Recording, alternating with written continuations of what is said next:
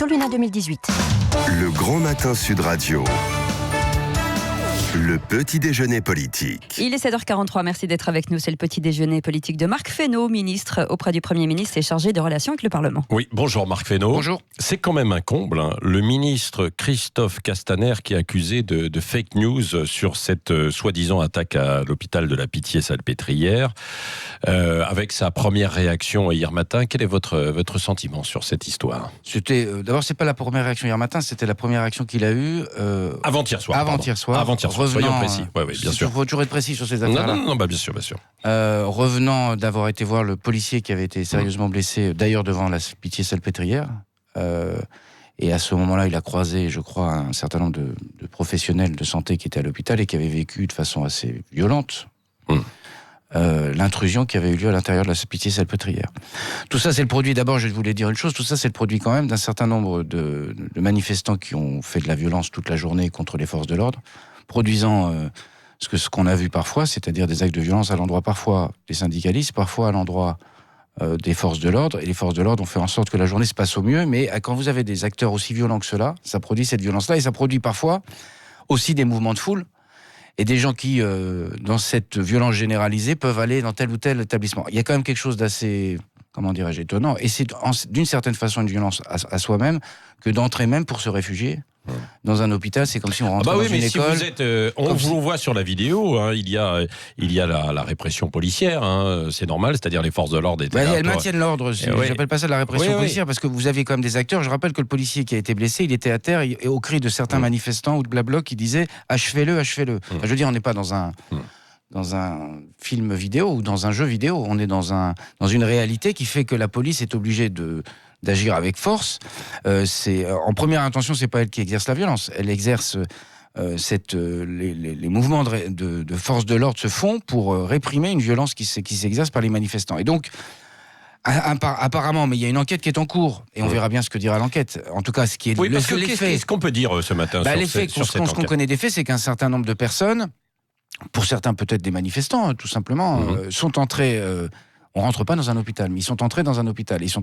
Alors, ils ne pensaient pas rentrer dans un hôpital, puisque derrière c'était indiqué aussi. Excusez-moi, ils ont forcé les grilles au-dessus desquelles est marqué hôpital de la Pitié-Salpêtrière. Devant, ça, c'était. Oui, mais d'accord, mais ils sont passés par l'avant, ils sont pas passés par je ne sais quelle issue de secours. Alors, il pourrait y avoir deux intrusions. Hein. Oui, après, donc on va laisser faire la justice. Je pense qu'il faut toujours être prudent dans ce genre de choses, qu'on s'avance beaucoup sur des terrains. Les faits, ils sont qu'il y avait des violences devant la Pitié-Salpêtrière, que les forces de l'ordre ont agi, que des gens sont rentrés dans un établissement hospitalier et qu'on ne rentre pas dans un établissement hospitalier quel que soit son motif. Ni vous, ni moi, ni personne ne rentre dans un établissement hospitalier parce que vous voyez bien qu'il y a des gens qui sont des patients, même si vous ne savez pas dans quelle structure vous rentrez, y compris dans une structure de réanimation, mais quand vous rentrez dans un hôpital, vous risquez de déranger soit des patients, soit des actes médicaux, et donc vous ne le faites pas. C'est aussi simple que ça. Mais officiellement, les ministres, quand même, certains, donc Christophe Castaner, Agnès Buzyn aussi, même si ensuite elle a tempéré ses propos, ont été quand même particulièrement choquants en disant on a attaqué un hôpital. Excusez-moi, il y a aussi le président, je crois qu'il est président Martin Hirsch des hôpitaux de Paris, qui a même porté plainte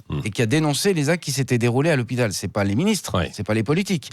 C'est le responsable des hôpitaux de Paris qui a dit il y a eu une intrusion inacceptable, saluant d'ailleurs, il faut le dire au passage, le courage et la responsabilité des personnels soignants pour éviter qu'on puisse produire un acte, non pas un acte volontaire, mais un acte même involontaire qui puisse nuire aux patients.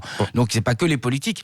Quand vous regardez les images, la question c'est l'intention, mais quand vous regardez les images de gens qui rentrent comme ça de façon puissamment dans un hôpital, il y a de quoi effrayer des gens et effrayer des personnels. Oui, alors Marc Fesneau, qu'est-ce que vous répondez à l'opposition ? Parce qu'il y a de plus en plus d'appels à la démission du ministre de l'Intérieur, Christophe Castaner. Oui, enfin comme j'ai une vie politique un tout petit peu ancienne désormais, ce n'est pas la première fois que j'entends des appels à la démission du ministre de l'Intérieur, parce que le ministre de l'Intérieur, il a toujours un rôle difficile, qui est le rôle de maintenir l'ordre, et qui est un rôle d'équilibre dans les pouvoirs publics, de faire en sorte que l'ordre soit maintenu. Mais depuis 6 mois, c'est plus ou moins controversé, en tout cas, sur non, mais moi je trouve, en tout cas, moi je suis aussi sur les faits. Ce que je constate, c'est que nous avons face à nous des gens qui sont dans des postures extrêmement violentes, ultra-violentes, et que le ministre de l'Intérieur, la préfecture de police de Paris, le secrétaire d'État à l'Intérieur aussi, font un travail assez remarquable pour essayer dans ces conditions de gens qui sont quand même, dont le seul motif est la violence. Il n'y a pas d'autre revendication que celle d'exercer le chaos ou de mettre le chaos dans le pays. Certains gilets jaunes, c'est pas vrai. Eux, ils demandent à des réponses à leurs revendications. Je ne parle pas de ça, je parle de ceux qui sont violents. Oui. Mais il y a un certain nombre de manifestations où il y a des faits violents, on ne peut pas le nier, c'est la réalité. Il suffit de voir les images du 1er mai. Et donc, le ministre de l'Intérieur est en première ligne, et donc du coup, nos opposants politiques en font un facile bouc émissaire pour essayer de déstabiliser le rôle qu'il a, et qui est un rôle qui est difficile, qui est un rôle de maintenir l'ordre. Oui. Marc Fesneau, vous êtes un élu aussi de terrain, vous êtes ministre, évidemment, auprès du Premier ministre, chargé des relations avec le Parlement, mais vous êtes souvent sur le terrain, chez vous, dans la région centre. Vous voyez qu'il peut y avoir une reprise d'occupation de certains ronds-points, certains gilets jaunes. Non, mais j'entends les appels, y compris de M. Ruffin, qui veut faire des barbecues. C'est la redite de la fête à Macron, avec une terminologie, moi je le dis, que je dénonce, parce que quand vous commencez à employer, on va faire un barbecue pour faire la fête à Macron, on va mettre des saucisses au bout d'une pique, on voit bien tout le vocabulaire qu'on essaie de tirer pour en gros accréditer ou pousser délibérément les mots de la révolution, du chaos ou de la révolte. Moi je pense que c'est absolument irresponsable. Je pense qu'on n'a plus besoin d'être sur des ronds-points. Un certain nombre de choses ont été mises sur la table par le président de la République en décembre, à l'issue du grand débat. Et moi je pense que quand on est un responsable politique, le mot important c'est responsable. Et que personne n'a intérêt au chaos. Personne n'a intérêt à la révolution. Il y a des élections européennes, on en parlera peut-être tout à l'heure. On va en parler. Le 26 mai. Le champ de l'expression démocratique, ce sont les élections. Ça n'est pas d'aller dans le pays mettre le chaos. Moi, je répète aussi qu'il y a beaucoup de Français qui sont exaspérés de voir les situations de blocage ou les situations de violence. Et moi, je pense que quand on a un responsable, on ne doit pas attiser ces violences, même indirectement. Et attention aux mots. Et donc, je trouve que ces appels réitérés, comme si... En fait, c'est des gens qui ne veulent qu'une chose, c'est mettre dehors le président de la République, la chute du gouvernement et dissoudre l'Assemblée nationale. En fait, c'est des gens qui ne respectent pas le champ démocratique, qui ne respectent pas le résultat des élections. Donc vous dites ils auront les élections européennes pour s'exprimer. Non, mais pas seulement. Ouais. Mais je veux dire, on n'est pas dans un pays où en permanence, la seule façon d'exprimer des choses ou de faire avancer telle ou telle revendication, c'est de bloquer le pays. Au risque de violence, parce qu'on sait bien que cette violence, elle est présente dans les manifestations. Oui, alors à propos des européennes, ça patine quand même un petit peu là pour la liste d'En Marche, Renaissance, puisque pour la première fois, selon l'enquête IFOP Fiducial pour Sud Radio et CNews et Paris Match, eh bien, le Rassemblement National passe en tête des intentions de vote, 22,5 contre 21,5. Ça veut dire que ça n'imprime pas du côté de Nathalie Loiseau. Moi, je crois qu'à ce stade, ça ne veut rien dire, parce que je pense que... vous ne regardez pas ces... Non, je n'ai pas dit que je ne regardais pas les sondages. Je vais juste finir. Ce que je veux dire, ça ne veut dire au sens que je pense que les Français, les citoyens ne sont pas encore dans cette campagne européenne. 2, on est dans les marges d'erreur, d'ailleurs dans un sens comme dans un autre. Il y avait un demi-point d'avance pour la liste que je soutiens, que nous soutenons, portée par Nathalie Loiseau. Maintenant, c'est un demi-point ou un point derrière le Front National. Si vous voulez me faire dire que je pense que cette élection sera difficile, oui. Si vous voulez me faire dire que je pense qu'il y a dans le pays un certain nombre de forces incarnées en partie par Madame Le Pen, qui sont des forces qui veulent, au fond... plutôt la sortie de l'Europe et plutôt la déconstruction de l'Europe, et que ces forces sont très à l'œuvre dans notre pays. Comme elle n'a pas dit. Oui, non, mais il faut assumer les choses. Dans la vie, il faut assumer les choses. Elle est en alliance avec M. Salvini, elle soutient plutôt M. Orban, elle soutenait plutôt ceux qui ont porté le Brexit. Elle s'est plutôt félicitée du Brexit. Il ne me semble pas que tous ces gens-là soient des constructeurs. Ils ont le droit, Enfin, il faut qu'ils soient clairs avec ces choses-là. Les déconstructeurs sont à l'œuvre. Ils l'ont été en Grande-Bretagne, ils l'ont été en Italie, ils le sont à l'est de l'Europe, ils le sont d'ailleurs récemment en Espagne. C'est des gens qui ne se reconnaissent plus dans le projet que nous portons au niveau européen, et que ces gens-là soient puissamment à l'œuvre dans le pays, ça n'est pas une nouveauté. Et donc c'est pour ça qu'il faut se battre pour que ce que nous portons, nous, de la construction européenne, soit défendu. Marc Fesneau, le gouvernement va mettre tout son poids dans la balance. On a appris qu'Édouard Philippe va entrer en campagne. Vous-même, par exemple, vous allez aller tenir des meetings. Je suis en train d'organiser les choses pour aller tenir des réunions publiques, effectivement, puisque ce que je disais, la campagne va vraiment, à mon avis... Sauvons la soldate Nathalie Loiseau. Non, mais ça n'est pas une question de sauvons la soldate Nathalie Loiseau, c'est une question de sauvons l'Europe. Et je pense que ce qui est en jeu, vraiment, je ne veux pas dramatiser les questions, moi je ne m'obsède pas de Madame Le Pen, mais ce qui est en jeu, c'est de savoir l'Europe qu'on veut. Et l'Europe de ceux qui soutiennent ce mouvement général européen, c'est une Europe de la déconstruction et de l'égoïsme national. Or, on a besoin de travailler ensemble en Europe, et nous défendons une ligne qui est radicalement différente, et c'est cette ligne-là qui doit gagner, non pas seulement en France, mais nous l'incarnons en France, et le président l'incarne en France, et il faut qu'elle gagne en Europe. Oui. Encore 2 questions brièvement. Le président Emmanuel Macron a sermonné les ministres au boulot, et je veux des résultats, c'est ce qu'il a dit donc en début de semaine. Alors je n'étais pas au Conseil des ministres, donc je ne répète pas ce que je n'ai pas entendu, et par ailleurs je ne répète pas. Je crois que le président de la République, il porte une exigence qu'on doit porter avec lui, c'est l'exigence que, après ce mouvement des Gilets jaunes, après cette crise qui est une crise assez profonde qui vient de loin, ça a été beaucoup dit, il y a besoin que les Français voient la traduction des décisions et des choses qu'il a pu exprimer et le 10 décembre et lors de sa conférence de presse. C'est une exigence. Qu'est-ce que vous pouvez faire de plus alors mieux c'est une exigence de mise en œuvre aussi efficace et aussi rapide que possible des choses qu'il a pu annoncer sur la transition écologique, des choses qu'il a pu annoncer sur les étapes de décentralisation qu'on veut construire. Donc c'est à la fois un travail interministériel, un travail avec la majorité, puis un travail de conviction. Oui, un travail avec la majorité. À l'Assemblée nationale, vous avez beaucoup de réformes. Ça commence à prendre du retard du fait de... il y a eu l'affaire Benalla dans un premier temps, puis ensuite la mise en place probablement des réformes d'Emmanuel Macron, quoi. Donc tout ce qui avait été prévu prend un petit peu de retard ? Non, il n'y a aucun retard. Le seul sujet... le seul texte qui n'est pas été examiné, qui devait l'être, c'est le texte sur la révision constitutionnelle.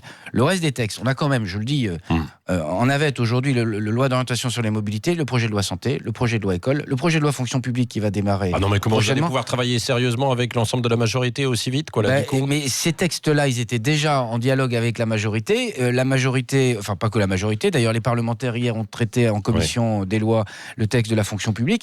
Le travail est à l'œuvre. Et puis par ailleurs, il y a des textes complémentaires et donc le travail que j'aurai à faire dans les jours et les semaines qui viennent, c'est un travail d'organisation du travail parce qu'effectivement, on aura besoin entre maintenant et la rentrée de septembre, de voir très précisément le calendrier, par exemple sur la révision constitutionnelle. Voilà, c'est ça. Et puis d'autres réformes, comme la loi sur l'audiovisuel, on dit qu'elle va être repoussée, quoi, non ? Non, elle était dans le calendrier. On sait à quel moment elle doit être votée, c'est-à-dire avant le printemps 2020. En tout cas, elle sera posée. Non, mais on sait le calendrier. Parce qu'on avait dit cet été. Oui, non, mais moi, c'est pas ce que j'avais dans mon scope, donc j'ai pas de. Bon, le mot de la fin avec Cécile de Ménibus, Marc Fesneau. Oui, je voulais faire un petit bilan avec vous après 6 mois dans cette nouvelle fonction. L'art de porter des idées qui sont parfois à l'encontre de ses convictions, c'est pas trop compliqué ? Il faudrait que vous m'en trouviez une, mais ça peut arriver dans la vie politique. En tout cas, j'ai pas du tout le sentiment de. Comment on fait en fait quand c'est pas du tout ses convictions qu'il faut quand même y aller ? Oui, mais je n'ai pas le sentiment, pour être très honnête. Vous êtes en phase. Je dois dire que j'ai de la chance dans ma vie, c'est que ça m'est assez peu arrivé ce genre d'exercice. Mais ça vous est arrivé quand même. Mais pas dans l'exercice de la fonction ministérielle que j'ai eu. Non. Je suis en phase avec la politique qui est menée et je suis en phase avec le travail que je fais au sein du gouvernement. Vous n'avez jamais cherché au fond de vous en disant voilà, hier je trouvais un argument pour y croire. Ah non, parce que d'abord, je nourris ma propre argumentation et je suis général. Et donc, j'essaie de penser par moi-même, au-delà de ce que peuvent être les contingences de notre exercice du pouvoir. Et ça, vous pouvez me le jurer ? Ah oui, j'ai aucune difficulté. Je peux vous le dire, les yeux dans les yeux. J'ai du mal à jurer parce que je trouve que là, on est sur des grandes promesses. Mais les yeux dans les yeux, les yeux, méfiez-vous. Les yeux dans les yeux, il faut s'en méfier aussi. Mais regardez-moi. Je me lève pas le matin. Ça va. Je me lève pas le matin en me disant mon Dieu, je fais quelque chose qui est tellement contre mes convictions. Jamais, parce que quand c'est contre mes convictions, je le fais pas. Donc c'est aussi simple que ça dans la vie. Vous pourriez démissionner pour un problème de conviction. Non, c'est pas une question de démissionner. Si je m'engage, c'est que je pense que globalement la politique qui est menée et le message que je dois porter, le travail que je dois faire correspond à mes idéaux. J'ai pas de difficulté avec ça depuis très longtemps. Eh ben, j'ai une bonne nouvelle pour vous puisque vous avez un invité surprise. Bonjour, c'est François Bayrou. Marc, à chaque fois vous m'invitez François Bayrou. Non, c'est gentil. La dernière fois c'était pas loin. Alors Marc Fesneau, oui, je prononce toutes les lettres comme Saint-Tropez. Vous êtes au sud de la Loire, c'est normal. Je suis très fier que tu sois le président du groupe Modem à l'Assemblée. Ça représente une très grande responsabilité, l'équivalent d'un délégué de classe de 5e dans un collège de Lozère en sous-effectif. Alors, voici ma question. Toi qui t'es rendu la semaine dernière au zoo de Beauval avec François de Rugy, tu trouves que Macron ressemble plus au loup qui continue de dominer la meute ou au panda en voie de disparition comme la République en marche ?